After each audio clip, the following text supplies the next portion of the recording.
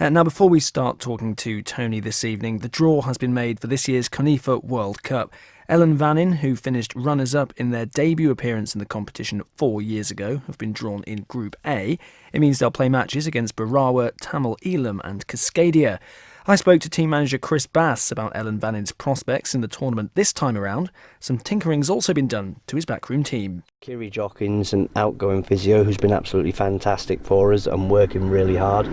Unfortunately, she's no longer able to do it for us, because of circumstances of her own. So we've moved forward quite swiftly and got Rick Holden in place, whose experience will be vital for us in terms of football and physio. So yeah, he'll make a great addition to the team, especially when we go to team meetings. We'll take his knowledge. So it's great to have someone that can do both jobs or be part of both jobs. The draw's been made. What do you make of it? All the games are tough from previous experiences that we've had with some of the teams that we've played. But I think we do stand, if we perform to our best, we do stand a chance of getting out of the group and moving forward with the competition. We're in Group A alongside Barawa, Tamil Eelam and Cascadia. Now, a lot of people listening to this won't be aware of those teams. How much do you know about them? Well, we played Barawa earlier on last year in a sort of qualifying match, and Barawa at that particular time, they weren't a very good side, and they'd just been newly formed, so they weren't overly organised. What they did have was one or two exceptional players. They had one player that was just completely unbelievable. At will, he could go past 4 or 5 players in our team at any time. It was a nightmare to try and get the ball off, but his end product wasn't very good. Had it been, then he would have probably scored 5 or 6 goals by himself. So he's got quality, and what I'm been told is that they are having a lot more games in preparation for the World Cup, being the host side. There are certain nations like Felvidek, Padania, Punjab, who you'll be aware of, but there are other teams who are new into this, and you probably know little about them. Is that an advantage for you or not? I don't think it's an advantage. It's an exploratory thing. It's when you come up against a team like that, you have to sort of like set your team out to be defensive in the first place, and then see what they're made of before we change our tactics to, go and have a real go at these teams, because they could be fantastic and they could be not so good.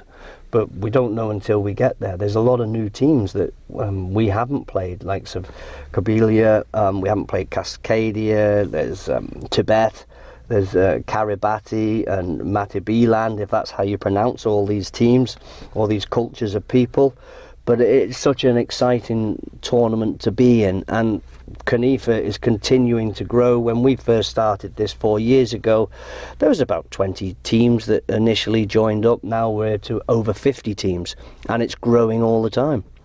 Well, let's go back to 4 years ago. Do you feel the weight of expectation on you now, considering in your inaugural tournament for CONIFA, your inaugural CONIFA World Cup, you finished as runners-up, so there's a certain degree of pressure on you now, isn't there? Yeah, that we punched above our weight massively, and I think we got caught on a wave of excitement and positivity which came from the support from the Manx public, because they were able to go down to Jack's, and I believe you were one of those people, Chris, that enjoyed the games down there and party atmosphere, and the lads sort of like took a lot of energy from that. So I think over a period of time, every time you go to a tournament, you don't know what to expect, apart from when we go to play Padania, who I believe are the best team in all these tournaments. The football that they play, the way they can conserve their energy as the tournament goes on, it's just a typical Italian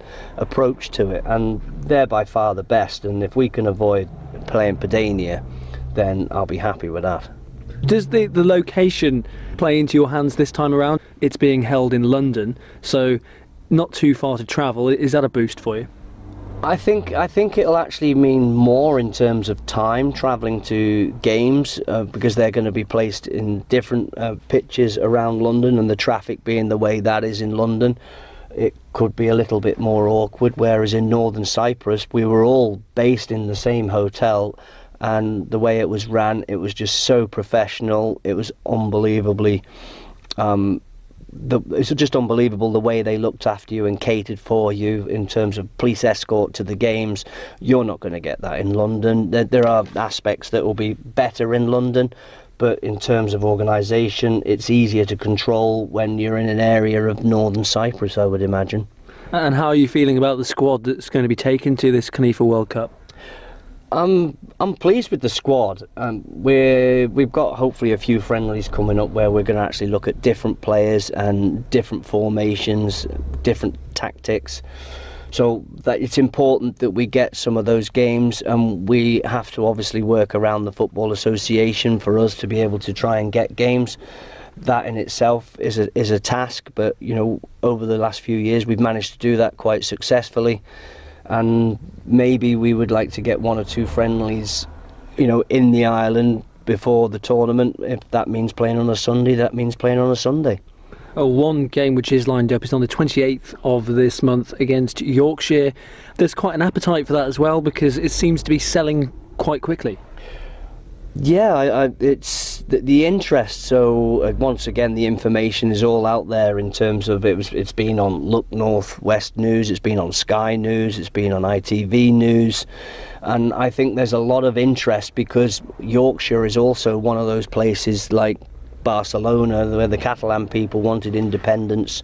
Yorkshire, I believe, want independence, and pretty much like Liverpool once tried to get independence. So when you go to a place like that and they're looking for that sort of independence or their own identity, then I think there is a lot more interest, and I'm led to believe that they've already sold 2,500 tickets. It's just the level of interest. So we can only find out what the truth of all this is when we're actually there and we're playing the game. And then looking ahead, we've got this game against Yorkshire. You're trying to set up a few friendlies on the Isle of Man. What is your minimum expectation for this group of players contesting in this tournament?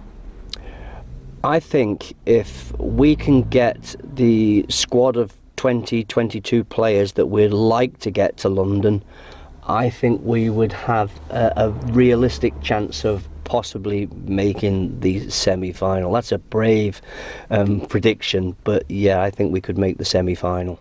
Well, he said himself that a brave prediction from Chris Bass, that's the manager of the Ellen Vannin team. They do have that friendly against Yorkshire on the 28th of January, but the CONIFA World Cup, the 2018 CONIFA World Cup, takes place from the 31st of May until the 10th of June. Let's turn our attentions now to the football that's taking place this weekend, but more importantly, a focus on one player in particular, 16-year-old Douglas Royal player Jack Camarda. You've got a trial coming up. You're heading away next week, I believe. Yes, tell us a bit about that.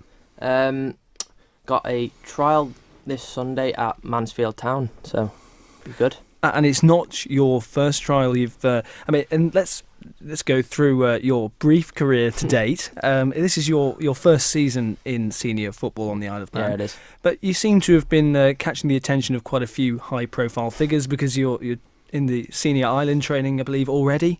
Paul Jones asked me to come down for a few sessions before I went away to Oldham Athletic before I went there. So yeah. So you've been to Oldham for a trial? I've been to Oldham, Wolves, and I was at Fleetwood Town for probably a year and about 5 months. So the prospects are looking pretty bright for you. Yeah. Just take us through. What happens when you go away to these certain places for the trials? What's the protocol, or is it different at every club? Well, I do suppose it's different at every club, to be honest, because I got asked. Well, the Ireland under-15s team, we went over and played Fleetwood, and we played a game against them, and then that was how I got spotted there. Then after that, they asked me to come back for a trial game, and then it just sort of went from there, to be honest. I was there for a good year. And what are your ambitions in the game? I take it is to make it pro. Yeah, definitely to make it professional, but at the moment it's to get that scholarship at a pro football club, I suppose. So. And it's looking, is it quite optimistic for you, considering you are going away next week to Mansfield? You've been at Fleetwood and Alderman, Wolves, as you've said. Mm-hmm. And I take it you draw inspiration from fellow young players from the Isle of Man who have done similar to you, and it seems to be working out for them. Yeah, it does. Like Dean Pinnington and Adam Long. Dean's doing very well at Wolves, and the same with Adam. And it's proved, to be honest, because Adam's got his first team debut in, I think it was a few weeks ago, to be honest, and he's doing really well there. So I sort of want to get to the same places where they are and hopefully get that scholarship. And do you have conversations with these other players and talk to them about your experiences and try and use their experiences to learn for yourself and improve? Yeah, well, me and Dean are quite close mates, to be honest, because I went to Wolves with Dean, and that was how Dean got spotted at Wolves. So I keep in touch with Dean quite frequent, to be honest, so yeah. And Tony Mepham, Manx Radio's football correspondent. Tell us a bit more about Jack for those who may not be aware of his talent and his performances so far this season. What does Jack Camarda bring to the table? I think, to be fair, Jack's been on the radar for quite a while. A bit like Dean Pinnington, and Dean's, hopefully we're going to speak to his coach next week. That's the plan. But I think with Jack, it's not until you come into senior football. It's all right because Jack transferred from Union Mills to Douglas Royal, and Michael Fitzmaurice, who I'm sure Jack will mention in a minute, is an absolutely tremendous coach, and I think he's been wasted a little bit. Sorry Fitzy if you get upset with it, because he's been coaching at junior level, which is great for the kids, but I think he's got too much to offer at senior football, and he's coming with Chris Feeney this year at Douglas Royal and done a great job, and I think it's brought Jack on. And when I watched them with the Junior Ireland under-18s, are in the quarter-final next week, so that's great to see that one. But I think we've got a special group that are coming through at the moment, and I watched Jack score an absolute belting goal against Colby. You probably remember that, up towards the clubhouse end. And to me, he's a revelation. He's a calm-headed guy, which helps. He listens to everything that's being put to him. And I go down to all senior Ireland training, and quite often the under-18s are training alongside them. And I look over and I watched them midweek when they played a friendly against Douglas Athletic. Absolutely fantastic, and he loves pinging the balls. I'll give him that one, because midfield player can score goals, but he's got this vision right and left hand side to spread the pitch, and I know coaches like Paul Jones, Steve Burns, Lee Dixon hold him in high regard. And if Chris Bass has got your mobile number, then you're a special player, and I think Chris has got his number, so he's going to be headhunted, there's no doubt about it, but hopefully he'll get the trappings of the professional clubs in England, and we'll get to see him at island level, but we won't get to see him at club level because he'll be playing pro football. Well, anybody who knows football will tell you anybody you can find the back of the net is going to be highly sought after. What sort of feedback have you had from the clubs you've been to, but also from your coaches over here on the island, who are obviously keen to see you progress as a footballer? Yeah, the coaches on the island are very, very supportive, like Michael Fitzmaurice, Chris Feeney, Paul Jones, Steve Burns, Lewis Qualtrough, Paul Bryson. They're always saying like how I've got that chance when I go away to really show what I can do and that. And the feedback when I've been at the professional clubs away has been good. With Fleetwood for the whole year, it was just positive feedback and all that, what was really good. And, well, is it a conflict of interest in terms of when some coaches will give you some advice, other coaches will give you other advice? Do you find yourself battling at times between following the words of different coaches, or are you quite set? Do they tell you the same thing? Have you got a clear vision of what you need to work on and what you need to strive for? Yeah, definitely. When I was at Fleetwood, it was all of this. It was all the same feedback, what was coming back, saying what I needed to improve on, what I was good at. So it gave me a good understanding of what I needed to do. And then over here on the island as well, it's the exact same, to be honest. Let's bring Dad Paul in. Paul, what is important for you when you see Jack, who seems to be setting the world alight on the local scene, and obviously you want to see him progress. What do you look for in a club when they offer him a trial? I take it you're fully supportive anyway, but is there anything that stands out when you look for a club that you'd like Jack to join? I mean, going back to Fleetwood, they were so supportive of Jack, and like I say, they were very understanding to us living in the Isle of Man, and on the travel arrangements. Obviously, the financial side of it they couldn't help with, so it was all self-financed. But like I said, they were very supportive of him in every way. Like I say, with the feedback and stuff like that. I think obviously you want to see a child treated fairly within clubs, but away it's such a ruthless business. I mean, we saw it at Fleetwood, and we've seen it within other clubs. And as much as you want to see him progress, you know, on the flip side of it, you know, you just in the blink of an eye it could be over and finished, you know. And it's a tough one. It was a tough pill to swallow at Fleetwood, but you know we'll move on. And like I say, he's done the Oldham, and we go to Mansfield now, and hopefully things will progress from there, because they seem keen. You know, the phone calls I've had with their development group, they seem keen on Jack, and they're very keen to get him over as well. So fingers crossed we'll get something out of that. And I suppose it's all valuable experience.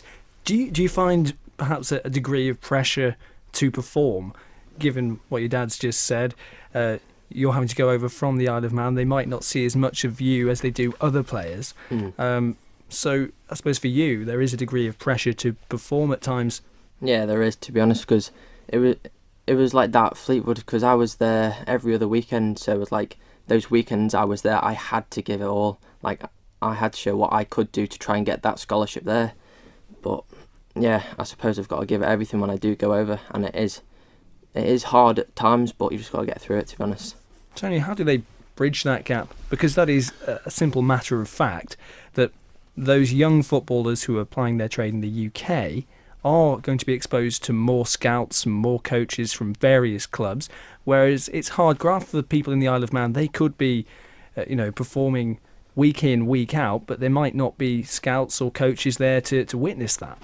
Yeah, you're probably right on that, but there are sort of links from here to the UK. There are people who know the ropes. You know, Dean Pinnington, really, he's the one that, he's only 15, as Jack says, a big mate, but that's all come about Lee Dixon. Lee Dixon's got some great contacts, and Lee is happy enough to chaperone them. I know over Christmas he had his daughter Eleanor in training, he had Dean over training as well. So there's that link. It's the financial side where I would love to see the Isle of Man Football Association be able to assist them, but it's like everything else. We're in cash-strapped times, not just the FA, all sports. And it would be really nice if we could somewhere along the line find a firm, a sponsor whose money was dedicated to give people like Jack the opportunity to go away and coach. Because I know somewhere along the line there must be some parents out there who've had talented sons or daughters to play football who haven't taken that opportunity because of the money restraints. Well, I can understand that would probably be a big barrier. Jack, for you personally, who are your inspirations in the game, whether it's people on a local scale or indeed the professionals who you see on Match of the Day each week? Yeah, it would definitely be Stephen Gerrard, without a doubt. He's just like, he plays the role what I want to play, and that's the role I play for the Isle of Man under-18s. It's just that holding midfielder, getting on the ball and pinging the balls left and right. So that's what I like doing, and I've taken that from him, to be honest. So I'll ask you both in turn. Let's start with your father, Paul.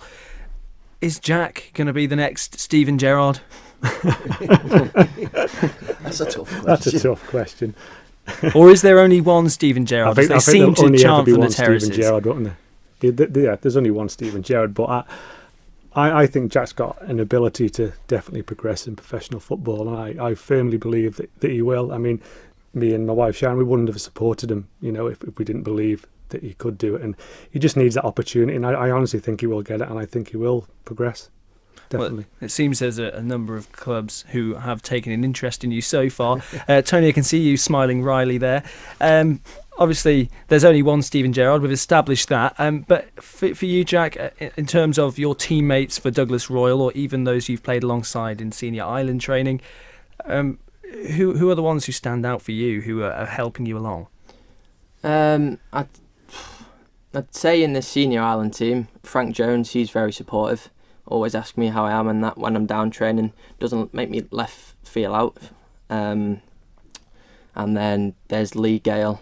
He's a brilliant player. Yeah. I was playing against Peel the other week for Douglas Royals. Got battered 11-0, but he was just unbelievable. His pace and strength. I got told to man mark him by Chris Feeney. I did my best, but jeez, he's a brilliant scored, player. though, did he? No, he didn't score, but I think he assisted half the goals. I think that counts as job done. Well, Mansfield going well also in League Two. Are you aware of their position and how they're going in the league? And is that something that the people at Mansfield who are speaking to you, the coaches bring you through, look for to see that you are taking an interest in the club as a whole? Well, I haven't really looked into them that much, but I've been watching the scores come in on Saturday and they have been getting some good results in that. I had a look before actually when I was in maths. To be honest, I just went on my phone and tried to have a look at their training complex and that, and I saw their stadium, and it's actually really good for a League Two side. Nice it is, to be honest. Yeah. The One Call Stadium. If you listen to Manx Radio regularly, which I'm sure you do, Jack and Paul and Tony, look at him looking away shyly there. Andy Wint, presenter of The Late Show, he's a Stags fan, so there you go. It's a small world. Yeah. Put in a good word with him. Jack, Paul, it's been great having you on this evening, and all the best with your trial next week. Thank you very much. We'll keep you posted. We will, yeah. I'm sure you'll have a great season this year, and hopefully it leads to something more in the future. Tony, where are you going to be tomorrow? I'm undecided at the moment because I'm looking at Russian St Mary's because it's all top v bottoms tomorrow, so I don't really see too many shocks, but Jack's got a bit of a toughie game up at Blackberry Lane against Douglas High School Old Boys. But if I can, on behalf of the Isle of Man football, we really do wish him well next week, because if there's a guy on the Isle of Man at the moment who can do it, this fella can do it. He's level-headed, he's switched on, he knows what he wants, and has he got ability? My word, he has. So we wish him well next week. All the best. That's 16-year-old Jack Camarda, plays for Douglas Royal. He's got a trial at Mansfield next week. Tony Mepham's got a busy day tomorrow, so we'll let him get some sleep, and I'll leave you with that this evening. So all the best for this weekend, and good evening to everybody out there.